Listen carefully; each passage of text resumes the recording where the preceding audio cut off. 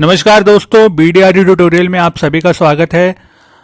और आज की इस वीडियो में हम कवर करने वाले हैं एक बहुत ही important topic for CBSE class 12th examinations जो फर्स्ट टर्म में आएगा। तो स्टूडेंट्स प्लीज़ इस वीडियो को पूरे एंड तक देखिएगा और इससे रिलेटेड जो इम्पोर्टेंट कॉन्सेप्ट्स हैं वो मैं इस वीडियो में कवर करने वाला हूँ। और अगली वीडियो में मैं कवर करने वाला हूँ कुछ MCQs इस चैप्टर से रिलेटेड एंड जो हमने पिछले चैप्टर पढ़ा था वैल्यूएशन ऑफ गुडविल उससे रिलेटेड। तो इस वीडियो को बिल्कुल अंत तक देखिएगा दोस्तों। और आई होप आपकी तैयारी काफ़ी अच्छे से चल रही होगी CBSE एग्ज़ाम्स की, और आप धीरे धीरे अपनी तैयारी को बढ़ाते रहिए क्योंकि एग्ज़ाम्स के दिन जो हैं वो अब नज़दीक हैं। तो without further due let's just start. तो हमारा आज का टॉपिक है वो है रिकॉन्स्टिट्यूशन ऑफ पार्टनरशिप, जो हम कवर करने वाले हैं एडमिशन ऑफ अ पार्टनर।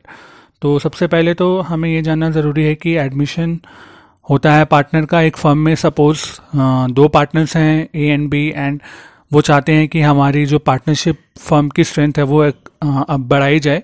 तो इस केस में वो अपनी किसी एक पार्टनर को एडमिट कर सकते हैं अपनी फर्म में, लेकिन कंसेंट दोनों का होना चाहिए। ऐसा नहीं है कि सिर्फ A जो है वो राज़ी है और B जो है वो नहीं राज़ी है। तो कंसेंट दोनों का होना चाहिए for the admission of a new partner in the constitution of the firm. And thereafter there are certain rights of the partners, admitted partner. So the number one right is he has the right of share in the future profits, and the next one is he has the right of share in the assets of the company or the firm, you can say. Moving on to the next slide, we have effects of admission of partner. जब एक partner admit होता है partnership firm में तो natural सी बात है कि कुछ सिग्निफिकेंट इम्पैक्ट्स होंगे, सिग्निफिकेंट चेंजेस होंगे उस पार्टनरशिप फर्म में। तो आइए देखते हैं उसे। सबसे पहले तो स्ट्रेंथ बढ़ जाएगी आपकी पार्टनरशिप फर्म की।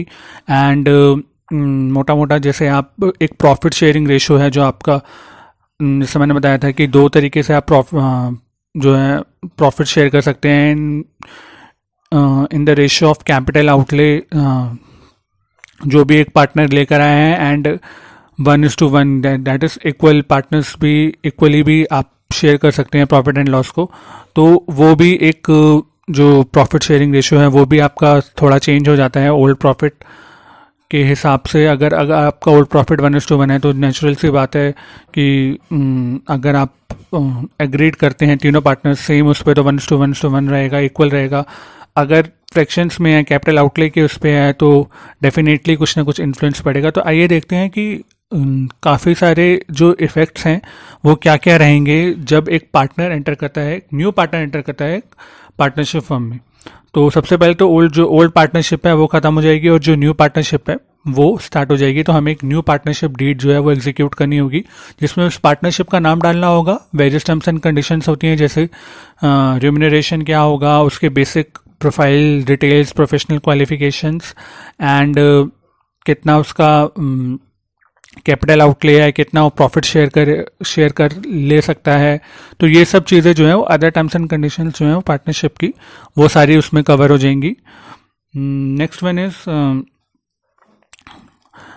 New partner is entitled to share profits of the firm and in in fact the combined shares of the old partners will be reduce. तो जैसा कि मैंने बताया कि पार्टनरशिप फर्म की जो है वो प्रॉफिट शेयरिंग रेशो उस पर जो है बहुत ही इम्पैक्ट पड़ेगा। वो ओल्ड पार्टनर्स के बीच में जो प्रॉफिट शेयरिंग रेशो चल रहा था या जो भी वो अपने प्रॉफिट से लॉस शेयर करते थे उसमें थोड़ा सा सिग्निफिकेंट इम्पैक्ट आ जाएगा जब कोई न्यू पार्टनर जो है वो एंटर करेगा। उसके बाद new partner contributes an agreed amount of capital to the firm. जो नया पार्टनर आएगा वो डेफिनेटली है कि कुछ कैपिटल अपने साथ लाएगा जो कि फर्म की कैपिटल में जो है वो ऐड हो जाएगी। फर्म की कैपिटल जो है वो बढ़ जाएगी कह सकते हैं।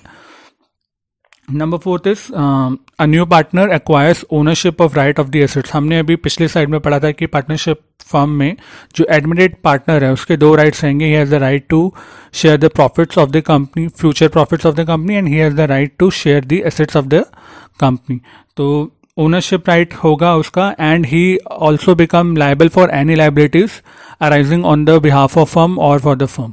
तो कोई भी लाइबिलिटी अगर आपकी बनती है फर्म के रिस्पेक्ट में तो आप उसके लिए भी लाइबल रहेंगे।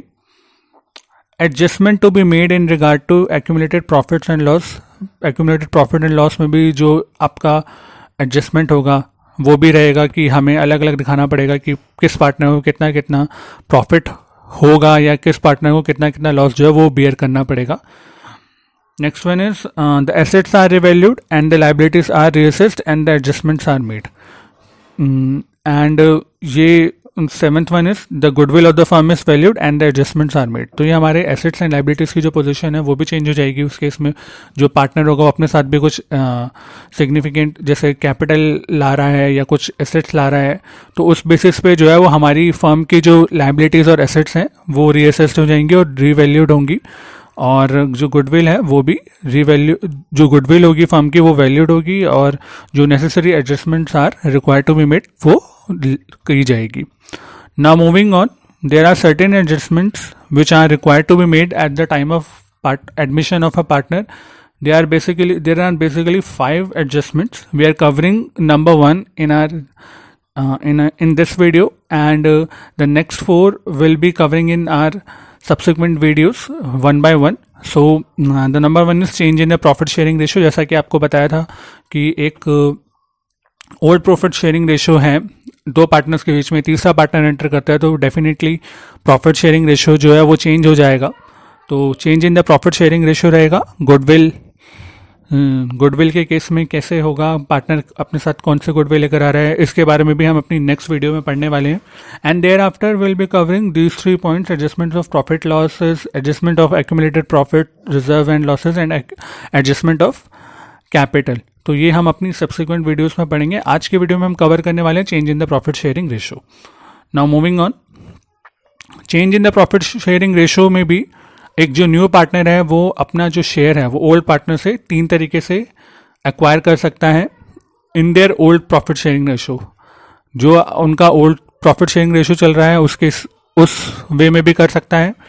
Second one is in a particular ratio और द सरेंडर रेशो. इस केस में क्या हो सकता है कि जो दो पार्टनर्स हैं वो इक्वली अपना एक पार्ट ऑफ द प्रॉफिट जो है वो सरेंडर करते हैं on the behalf of new incoming partner. And the third one is in a particular fraction by some of the partners. तो सपोज ए 1/20 कर रहा है या ए 10% ऑफ शेयर जो है वो ट्रांसफ़र कर रहा है, सेक्रीफाइस कर रहा है, या बी जो है वो 20% सेक्रीफाइस कर रहा है सी के एडमिशन के टाइम पे. तो तीसरे में क्या है, आपका वेरिएशन हो सकता है पर्टिकुलर फ्रैक्शन में. सेकंड में जो है वो पर्टिकुलर रेशो है जो कि डिवाइडेड हो जाता है मोस्टली जो होता है कि डिवाइडेड हो जाता है बिटवीन 2 ओल्ड पार्टनर्स, और जितने भी ओल्ड पार्टनर्स रहे हैं आपके उनमें equally. Now moving on, we have this cases in an explanatory manner. Now moving on to the case 1, that is old profit ratio. So I'm reading it in verbatim. You can take the screenshot of this particular slide and you can use it for your revision purpose, the theory part as well, and as well as the practical questions which are going to come in the later part of this video. Now as I'm reading it in verbatim, that unless otherwise agreed, अगर कुछ एक 3 partners या 4 partners जो भी हैं उनके बीच में एक सहमति होती है कि हमें ऐसा करना है या किसी कंक्लूजन पे वो अराइव होते हैं. Unless otherwise agreed, the profit sharing ratio between the existing partners will remain same. तो कुछ अगर अग्रीड होता है 3-4 पार्टनर्स के बीच में, जितने पार्टनर्स हैं उस फर्म में at the time of admission of new partner in the firm, कि नहीं हम इस तरह से प्रॉफिट शेयरिंग रेशियो रखेंगे, आप इतना अपना प्रॉफिट शेयरिंग रेशियो का हिस्सा देंगे, आप इतना देंगे, ए इतना देगा, बी इतना देगा, सी इतना देगा, तो profit sharing ratio between the existing partners will remain same. And the new profit sharing ratio among all the partners is determined by deducting the new partners share from 1 and then dividing them the remainder in the old profit sharing ratio of the old partners. तो ये से example से समझ लेते हैं. So suppose A and B are the partners sharing profits in the ratio 5:3, और C जो है वो admitted होता है 1/4 share on the profits. Now as I mentioned above कि उसका जो profit sharing है वो 1 से माइनस होके जो उसका न्यू प्रॉफिट शेयरिंग रेशियो है वो जो एडमिटेड पार्टनर का न्यू प्रॉफिट शेयरिंग रेशियो है वो कैलकुलेट हो जाएगा। तो इन दिस केस हमारे पास ओल्ड प्रॉफिट शेयरिंग रेशियो है ए एंड बी का 5:3, दैट इज 5/8 एंड 3/8।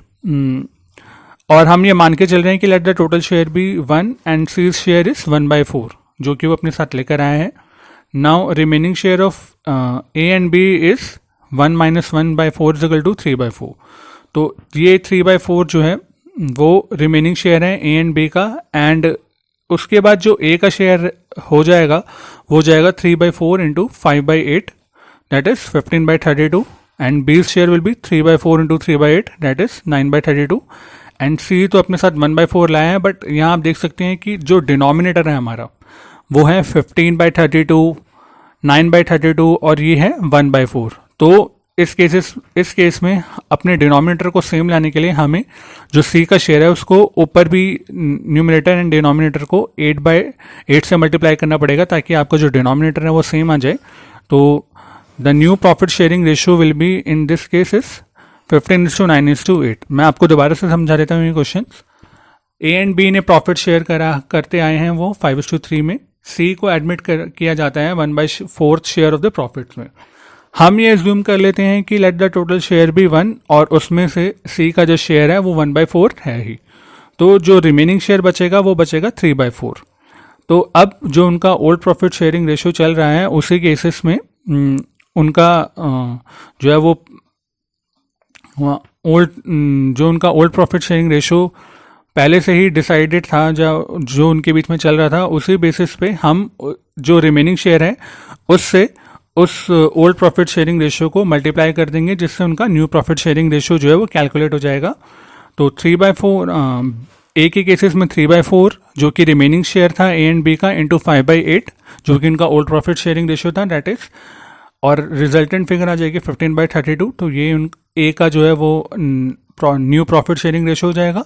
बी के केसेस में उनका जो ओल्ड प्रॉफिट शेयरिंग रेशियो था वो था 3/8, और रिमेनिंग प्रॉफिट शेयरिंग रेशियो जो ए और बी का बचा था वो बचा था 3/4। तो 3/4 का 3/8 आप कर लेंगे तो 9/32, and A is admitted for 1/4 of the share. तो जैसा मैंने अभी आपको बताया कि डिनोमिनेटर वैल्यू जो है वो आपकी सेम नहीं आ रही है इसमें।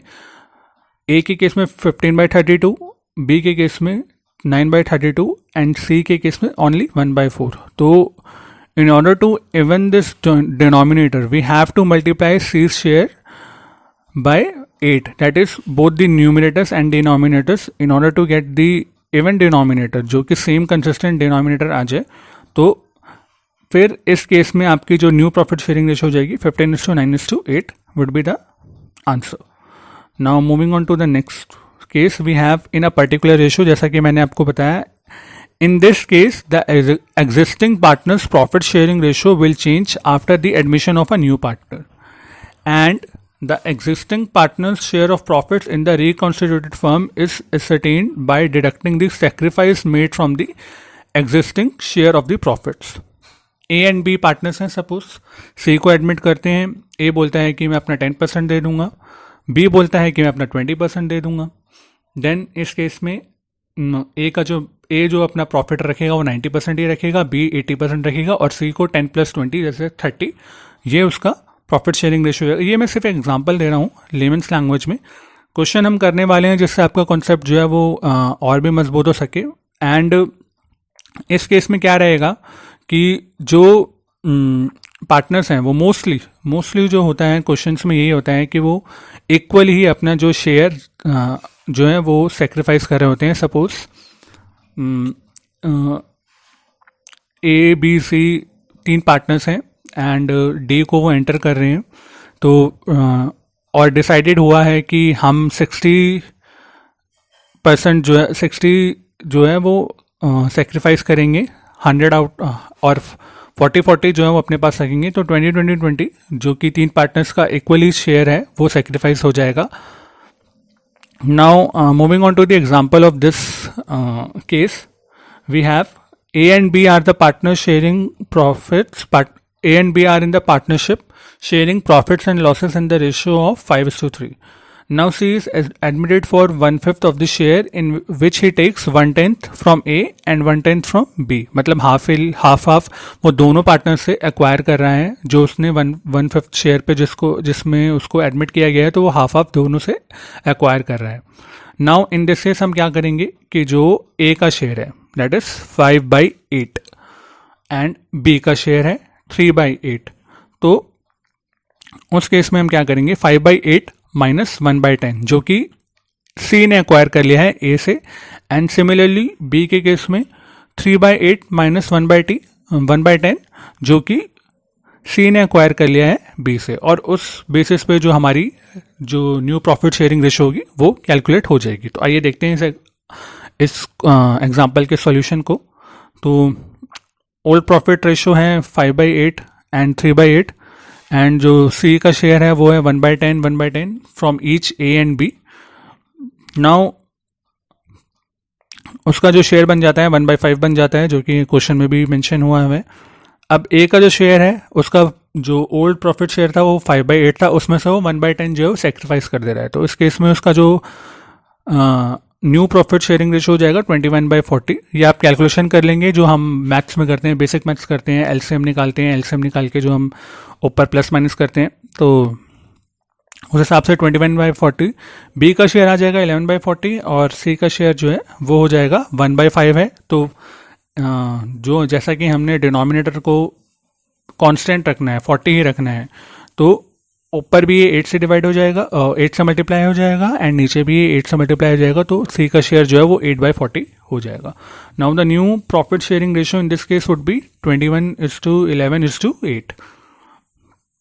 Now moving on to the third case, we have in a particular fraction by some of the partners, uneven fractions of the profit sharing ratio will be sacrificed by the different partners, by the different old partners.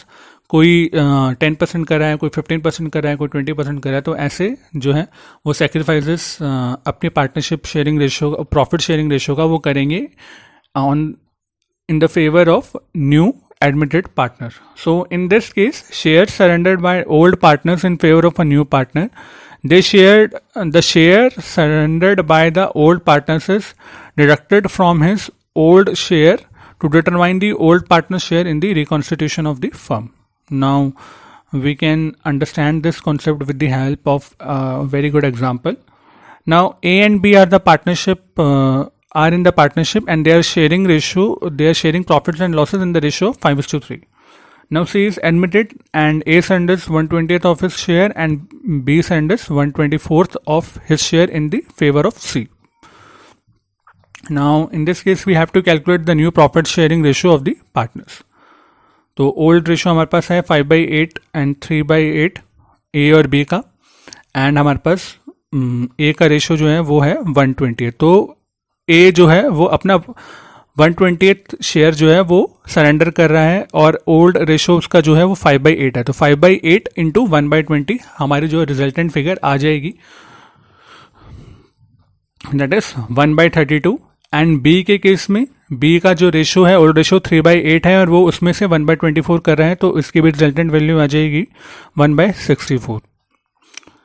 अब जो A का share रहेगा उसमें से जो sacrifice कर रहा है, जैसे 5/8 minus 1/32 is equal to 9/32, and B का शेयर जो कि था 3/8 और जिसमें से वो सेक्रीफाइस कर रहा है दैट इज 1/64, वो माइनस हो जाएगा तो 23/64 B का शेयर हो जाएगा. और C के शेयर में हम इन दोनों को ऐड कर देंगे 1/32 जो कि A ने सरेंडर किया था एंड B ने जो सरेंडर किया था वो किया था 1/64. तो C का जो शेयर हो जाएगा वो 3/64 हो जाएगा. नाउ अब आप देख सकते हैं जैसे A का शेयर है 19/32, B का शेयर है 23/64 एंड C का शेयर है 3/64. इन दिस केस जो A का डिनोमिनेटर है वो 32 है और बाकियों का 64 है. तो in order to make this denominator constant, we have to multiply A's share by A's share value in numerator as well as in denominator by 2 itself. तो इस केस में जो आपका न्यू रेशो हो जाएगा वो हो जाएगा 38, 23 and 3.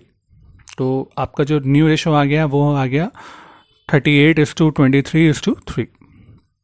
Now moving on to the next topic, we have sacrificing ratio, जिसमें जैसा कि मैंने बताया कि कोई नया पार्टनर आता है तो ओल्ड पार्टनर्स जो हैं वो अपना रेशो का कुछ हिस्सा जो है वो सैक्रिफाइस करते हैं न्यू पार्टनर्स के लिए। तो 3 केसेस हैं दोस्तों जिसके बेसिस पे जो है वो सैक्रिफाइस, 3 सिचुएशंस हैं जिस टाइम पे जो है वो सैक्रिफाइसिंग रेशो जो है कैलकुलेट होता है, और मतलब सैक्रिफाइसिंग रेशो जो है वो कैलकुलेट किया जाता है ये देखने के लिए कि कितना जो है वो प्रॉफिट शेयरिंग रेशो जो है वो सैक्रिफाइस हो रहा है, ओल्ड पार्टनर्स कितना प्रॉफिट शेयरिंग रेशो जो है अपना वो सैक्रिफाइस करें न्यू पार्टनर के लिए। तो when the share of a new partner is given without giving the details of the sacrifice made by the old partners, and the second one is when the old ratio of the partners and the new ratio of the all the partners is given, and the third one is when the new partner acquires his share by surrender of a particular fractions of their shares by old partners. तो जो third वाला situation है वो हमने अभी अपनी पिछली slide में पढ़ा है कि जो डिफरेंट पार्टनर्स हैं वो एक पार्ट ऑफ अ फ्रैक्शन जो है वो अपना सरेंडर कर देते हैं न्यू पार्टनर में। तो ये हमने पिछली वाली स्लाइड में पढ़ा है और हम अपने आगे वाली स्लाइड में भी ये कवर करने वाले हैं। तो आपका डबल रिवाइज हो जाएगा ये कॉन्सेप्ट को बहुत अच्छे से पढ़िएगा स्टूडेंट्स, बिकॉज इसके बेसिस पे कुछ थ्योरी क्वेश्चंस भी आपके एग्जाम्स में आ सकते हैं, एंड प्रैक्टिकल तो रहेंगे ही रहेंगे 2-3 क्वेश्चंस डेफिनेटली। तो चलते हैं एक एक करके इन सिचुएशंस को एनालाइज करते हैं और समझते हैं। Now when share of the partner is given without the details of the sacrifice bye the old ratio, तो इस केस में हम क्या करेंगे, जो ओल्ड प्रॉफिट शेयरिंग रेशो है उसी बेसिस पे जो है सैक्रिफाइसिंग रेशो जो है हम मान लेंगे। Now, in this situation, it is assumed that the old partners make sacrifice in their old profit sharing ratio. Therefore, the sacrificing ratio is always in the old profit sharing ratio. तो इस चीज़ को example से हम समझ लेते हैं दोस्तों। Now, A and B are the old partners sharing profits in the ratio of 3:1. C comes in with the 1/8 of the profits. Calculate the profit sharing ratio and calculate the sacrificing ratio and the new ratio. Now you can see that there is nothing specified here, and we are assuming that C takes it from the partners in their old ratio. Therefore, the sacrifice made by A and B is in the ratio of 3:1 as follows. Now, अब जो A का sacrifice है वो हम मान लेते हैं कि 1/8 वो जो है अपना sacrifice कर रहा है आउट ऑफ 3/4 जो उसका ओल्ड शेयर था, दैट इज 8/32, और बी जो है वो 1/4 में से अपना 1/8 जो है वो सी के लिए सेक्रीफाइस करा है, दैट इज 1/32। तो सेक्रीफाइसिंग रेशियो यहाँ हो गया 3:1. अब न्यू रेशियो इस केस में कैसे निकलेगा, since suppose total share of the profits are 1 and C takes 1 out of 8, then the remaining share is 7/8, और जो आपका ओल्ड प्रॉफिट शेयरिंग रेशियो था वो था 3/4 and 1/4 for A and B respectively. Now in this case the A's new share will be 3/4 into 7/8, जो कि हम मान के चल रहे हैं, हम एज्यूम करके चल रहे हैं कि टोटल प्रॉफिट जो है वो अगर 1 है और C जो है वो 1/8 उसमें उसका हिस्सा है, तो जो रिमेनिंग है 7/8 वो जो है वो अपोर्शन हो जाएगा A और B में on the basis of their old profit sharing ratio, that is 3:4. 3:4 and 1:4 respectively. So 3:4 of 7/8 is 21/32 and 1/4 of 7/8 is equal to 7/32. So in this case the new ratio would be 21/32, 7/32 and 1/8 जो आपने देखा C comes in with 1/8 of the profits. Now again the denominator is not same in case of the partner C. So in order to even this denominator we have to multiply this fraction amount for both the numerators and denominators by 8 in order to make it even. तो इस case में जो आपका by 4, जिससे कि आपका जो resultant value है वो 32 आ जाए। तो यहाँ पे आप देख सकते हैं 1/8 था, 4 से मल्टीप्लाई कर दिया तो 4/32 जो है वो रिजल्टेंट फिगर आ गई, and the new profit sharing ratio is 21:7:4. Now moving on to the second situation we have, When the old ratio of the partners and the new ratio of the partners is given, then the sacrificing ratio कैसे निकल जाएगा? Sacrificing ratio easily निकल जाएगा old share minus new share. जो आपका old share था और जो आपका अब new share है, उस बेसिस पे आपका sacrificing ratio जो है वो निकल जाएगा. बहुत ही सिंपल मेथड है दोस्तों, लेकिन बहुत ही इम्पॉर्टेंट है. और सीबीएसई ने जो इस बार अपने सैम्पल पेपर्स रिलीज करे हैं, काफ़ी जगह मैंने ये क्वेश्चंस को देखा है कि what is the formula for sacrificing ratio. तो मोस्टली जो आपका फॉर्मूला है वो old ratio minus new ratio जो है आपका फॉर्मूला सेक्रीफाइसिंग रेशो का बन जाता है. तो एक ऑप्शन ये भी रहेगा उसमें, and this is the right option in this case. Now moving on to the example of this particular case, that is A and B are the old partners sharing profits in the ratio of 3:2. Now C is admitted into partnership and the new partnership ratio among A, B and C is 5:3:2. Now in this case we have to calculate the sacrificing ratio. Now as we studied that sacrificing ratio is equal to old ratio minus new ratio. तो अब हमारे पास old ratio तो है ही और new ratio भी है, तो उस बेसिस पे हम sacrificing ratio निकाल लेंगे. 3/5 जो है वो ओल्ड रेशो था ए का, और जो न्यू रेशो है वो है 5/10. तो ए का जो सेक्रीफाइस है वो 3/5 माइनस 5/10 हम कर लेंगे, और जो सेक्रीफाइसिंग रेशो आ जाएगा वो आ जाएगा 1/10. सिंपल मैथमेटिक्स है दोस्तों. एलसीएम हम निकालते थे अपनी प्राइमरी सेक्शंस में, तो उसी बेसिस पे कैलकुलेशन हो रखा है. 6 minus 5/10 is equal to 1/10.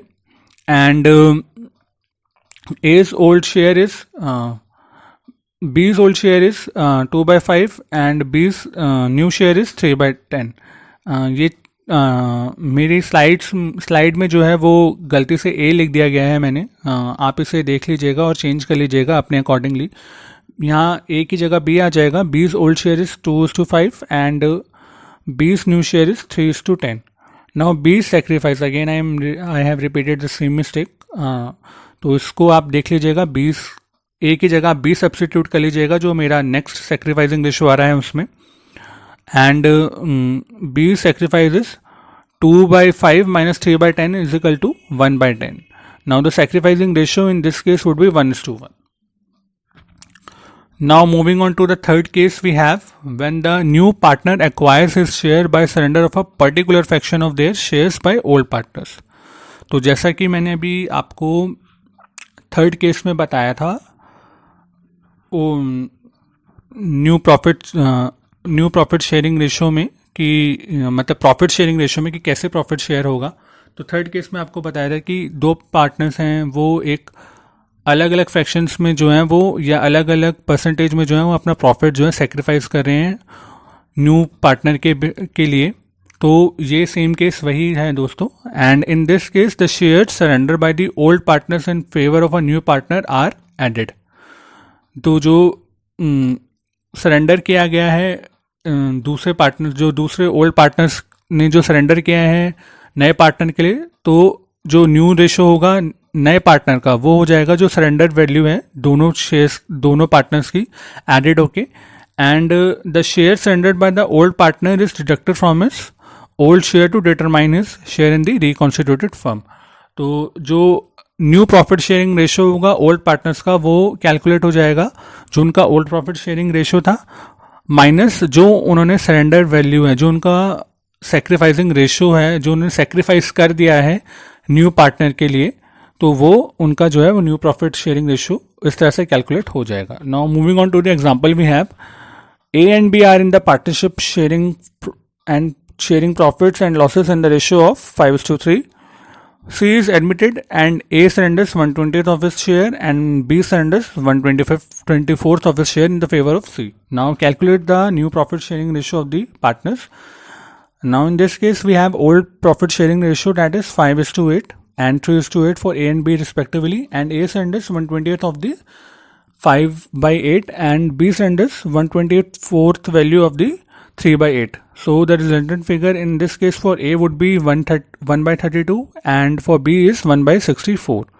Now calculating the new profit sharing ratio of A, we have 5/8, that is the old profit sharing ratio of the A, minus 1/32, that is the surrender value which A surrenders for the new partner, that is C, and the resultant figure in this case would be 19 by 32, and for B it is 3 by 8 minus 1 by 64, 1 by 64 being the sacrificing ratio for the incoming partner, and the resultant figure, that is the new profit sharing ratio, would be 23 by 64.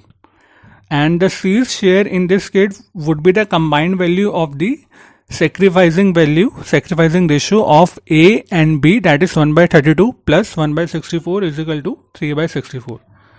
Now, new profit sharing in this case would be 19 by 32, 23 by 64 and 3 by 64.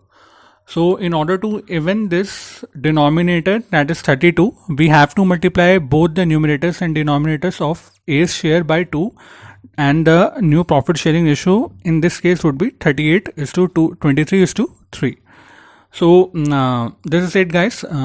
In this video, अपनी अगली video में मैं cover करने वाला हूँ goodwill का adjustment, कि goodwill कैसे एडजस्टमेंट होगी जब नया पार्टनर आता है, सरेंडर वैल्यू क्या होगी, कैश में आता है तो कैश के टाइम पे क्या कैसे अकाउंट्स बनेंगे या कैसे एडजस्टमेंट होगी, प्रीमियम होता है तो कैसे होगा।